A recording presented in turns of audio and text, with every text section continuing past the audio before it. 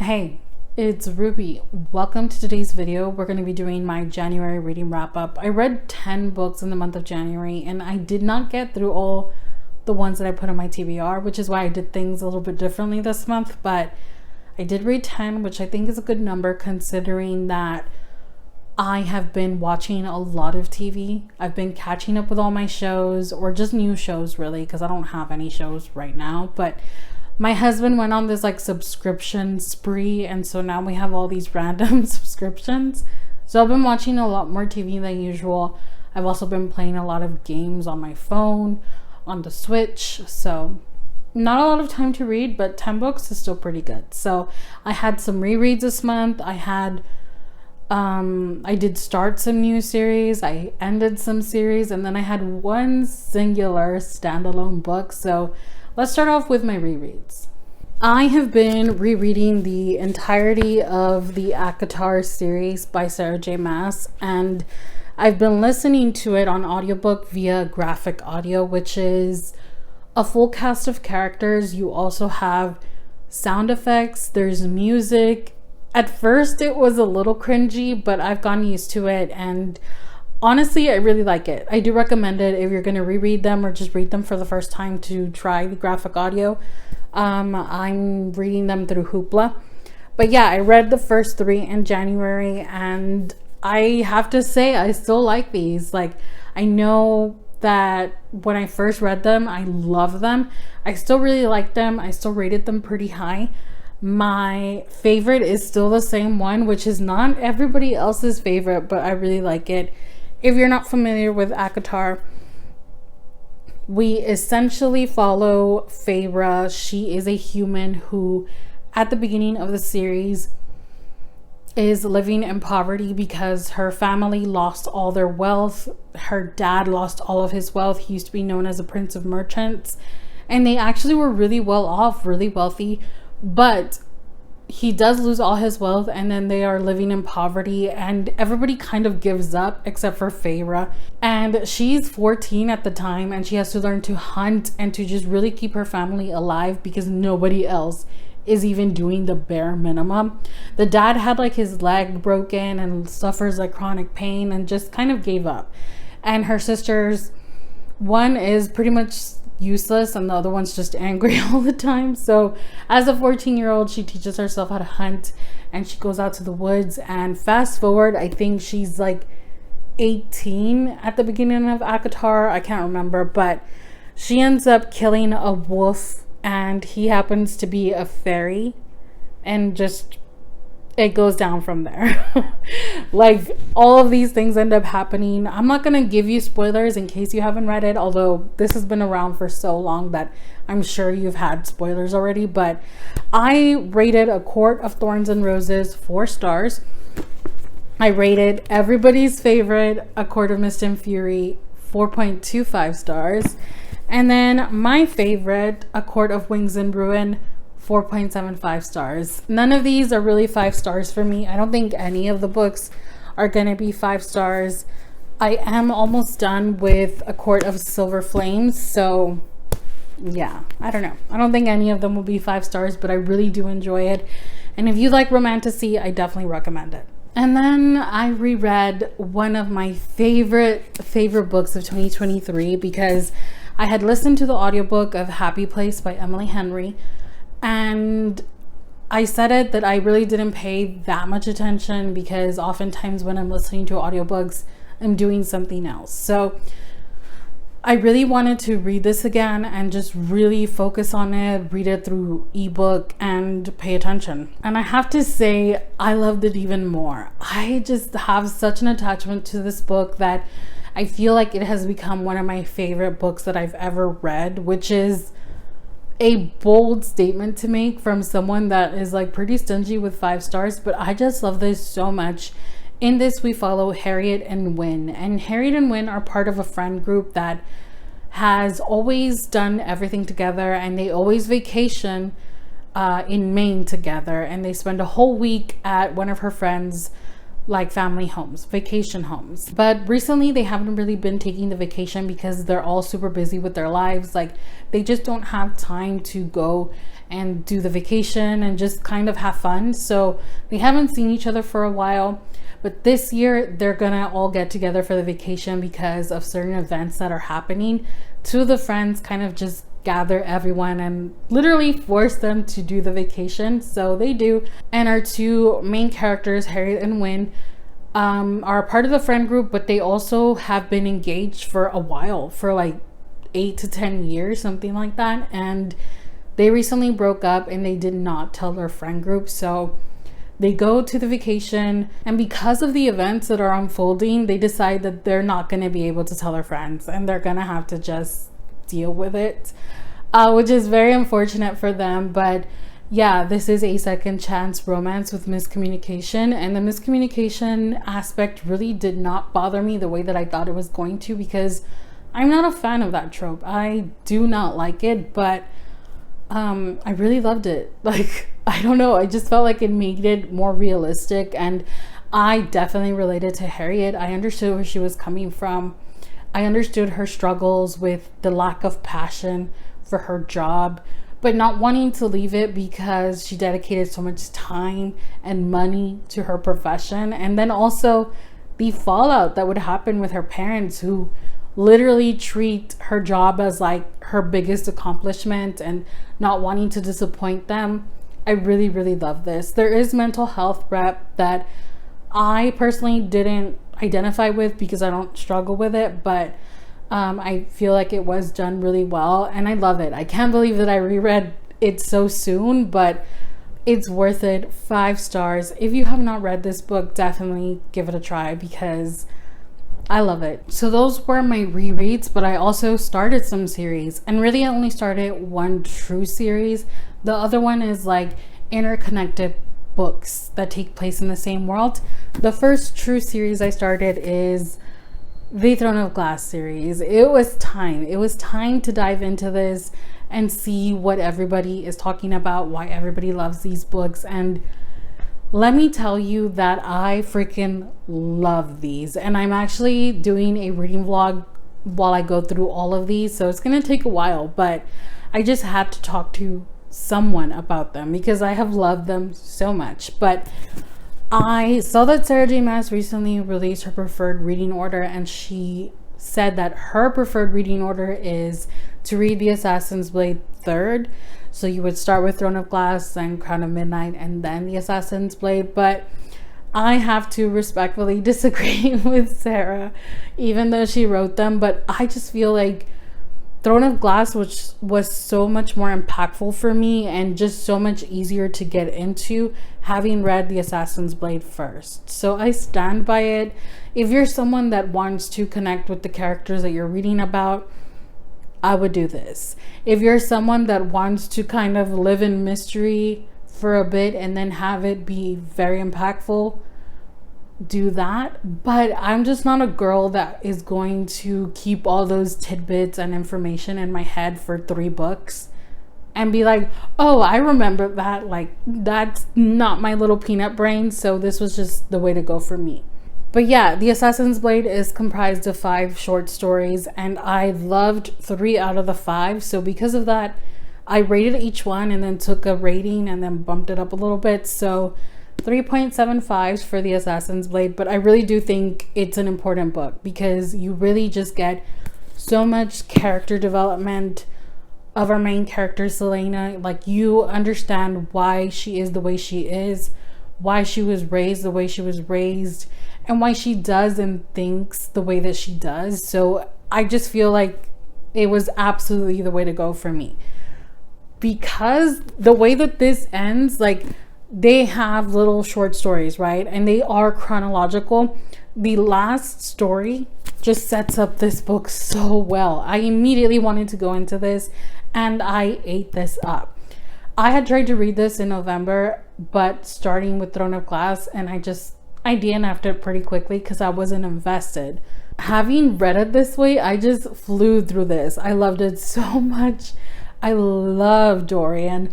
I like Kel, but I feel like she spent so much more time with Dorian, and the flirtation was just a lot more prevalent with Dorian.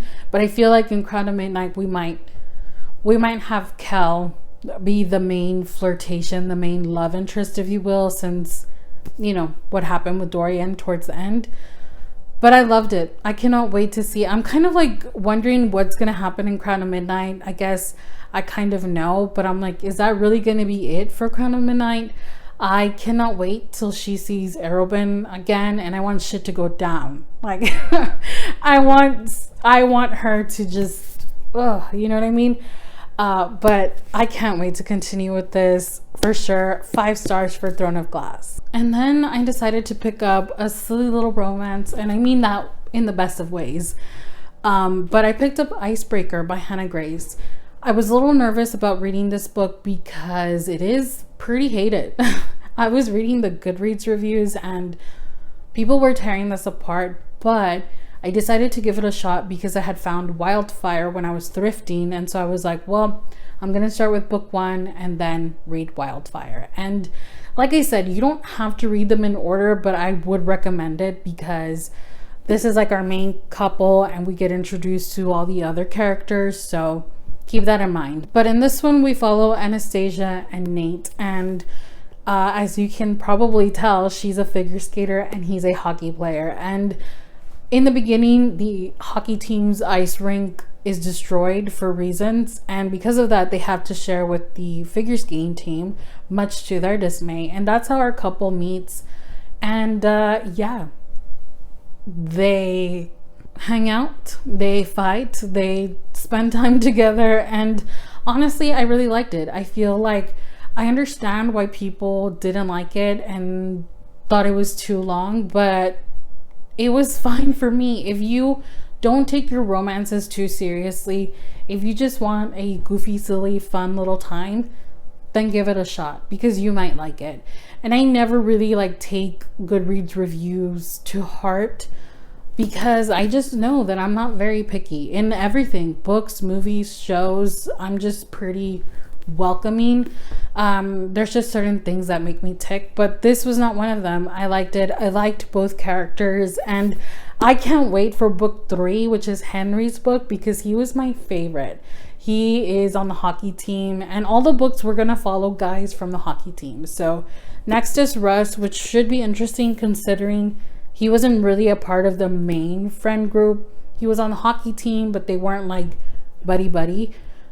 But we'll see. It is shorter than this one, so I'll fly through it. But I definitely recommend it if you aren't too serious about your romances and you just want a silly fun time. I ended up rating this 4 stars. And then the last 3 books that I read, I actually don't own them physically, and I will not be purchasing them because I didn't love them. I didn't hate them, but I didn't love them. So first up, let's go through the series that I finished. The first one was the Caraval trilogy with Finale by Stephanie Garber. I listened to the audiobooks for all 3 of these, and honestly, it was just okay. I was just happy that I read it, I got through it, I learned about the characters, and now I can move on to Once Upon a Broken Heart, which is not something that you want to be feeling about your books, but I just was not very invested towards the end, which is funny because it started off strong with Caraval. I really liked Caraval. I gave it 4 stars. I really liked Scarlett and Julian's love. And then with book 2, Legendary, I just did not love Tella. And book 3, Finale, was still very Tella focused, so I think that kind of hindered it for me. But I will say in book 3 we do have dual perspective, so we have some chapters from Scarlett's point of view and then some from Tella's, but there would be 3 Scarlett chapters and then 10 Tella chapters, so it was definitely skewed. But it was not something that I loved, because I feel like what I loved the most about these books was Caraval, the actual event Caraval, which was the most prevalent in the first book. And in the second book, it kind of started morphing into something other than the magical whimsy of Caraval. So I was already just not really vibing with it. And then we totally abandoned Caraval in the last book for this kind of weird subplot with the fates, which I guess turns into the main plot, but I just was never really invested in it. Like, the only good thing that came out of it is that I did like Jax more towards the end, and I am excited to read more about him. But all in all, I feel like it was very mid for me. I gave the last book 3 stars, and overall I'd rate this series 3 stars. And then I wrapped up a duology of a very anticipated read for me. It is the Shepherd King duology, and I read Two Twisted Crowns by Rachel Gillig. I went into the second book with the highest of expectations. I just was like, this is gonna be the best book ever, because that's what everybody has been feeling and rating and saying. And so I just went into it with just very, very high expectations, and unfortunately it was not for me. It very much gave me a Sunny and Drowning vibes in terms of how I felt about the book, where I could objectively believe that it's a good book with great writing, but not for me. So I think the main thing about this book was the pacing was just so slow, and I didn't love that. This world, we follow Elspeth, who is infected with this disease that has plagued this world. And when you get infected, you do get magical abilities, but using these magical abilities then causes you to what they call deteriorate, which literally just means get sicker and sicker until you essentially die.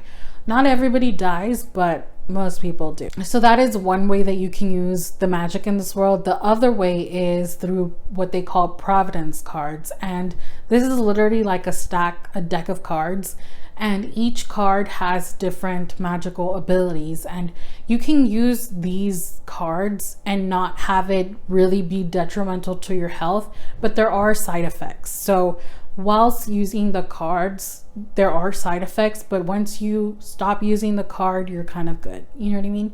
So people really want these cards, and especially the king, he wants to collect the full deck, because if you collect the full deck, you can then break the curse that's plaguing the land and get rid of the illness. So that's essentially like the overarching plot to these books, but of course a lot more happens. There's romance, there's politics, there's just a lot of fun things. So you would think that I would love this, but again, that pacing was just so slow for me. I did prefer book 1, One Dark Window, over book 2, because in book 1, what got me through it was the romance. I really liked the romance between Elspeth and Raven, and so that kept me invested, and I was really excited. Like, the way that book 1 ended, I was like, oh my god, like, it was very good. I really liked book 1, but then with book 2, it just dragged, and I felt like nothing was happening. Although things were happening, but it just wasn't big enough or impactful enough to really just bring me in. And then Elspeth, our main character from the first book, is nowhere to be seen because of reasons that I'm not going to share with you, but she's kind of like not in the picture until like after the latter, or like during the latter half of the book. That being said, I ended up really liking the secondary romance between Elm and Ione, and I feel like overall Elm and the Shepherd King were my favorite characters. So yeah, it was just an underwhelming finish to what started off being a pretty great duology. But again, it's just a me thing, so give it a try. It is objectively good. It's just a little disappointing for me at the end. I ended up giving the second book 3 stars. Overall, I'd say for the entirety of the duology, an average rating of 3.5 stars. And then the only standalone that I read in the month of January was Vampires of El Norte by Isabel Cañas. And I read this because I had it on hold on Libby and it came up, so I was like, let me read it. I had heard mixed things about this. People were upset that even though it is called Vampires of El Norte, there really wasn't much vampire stuff going on, and that is true. But because I went into it already knowing that and not expecting it to be about vampires, I feel like that helped the reading experience. So this essentially is a love story. but set in a gothic horror kind of vibe, which was pretty interesting, and I kind of really like that. I do think that Isabel Cañas is really good of setting like the atmosphere, the like tone, right? Because when I read The Hacienda by her, I did feel that creepy, cold atmosphere, and with this, I feel like that's the best thing that she does, the atmosphere. But I just didn't love the story. I feel like the plot was the problem for me. The characters were good, but the plot, it wasn't the best. Do you know what I mean? But in this, we follow Nestor and Nena. Nena is the daughter of, I guess, a wealthy ranchero, which is like a wealthy, pretty much landlord of the land that they live in, the ranch that they live in. And Nestor is one of the workers in the land. And we see them grow up together and essentially fall in love. And his love for her is just beautiful, although she loves him too, but his love for her is beautiful. And you know from the start that they love each other. Like, this is not a spoiler. From the start, you can tell they love each other as friends, as companions, and then they grow up.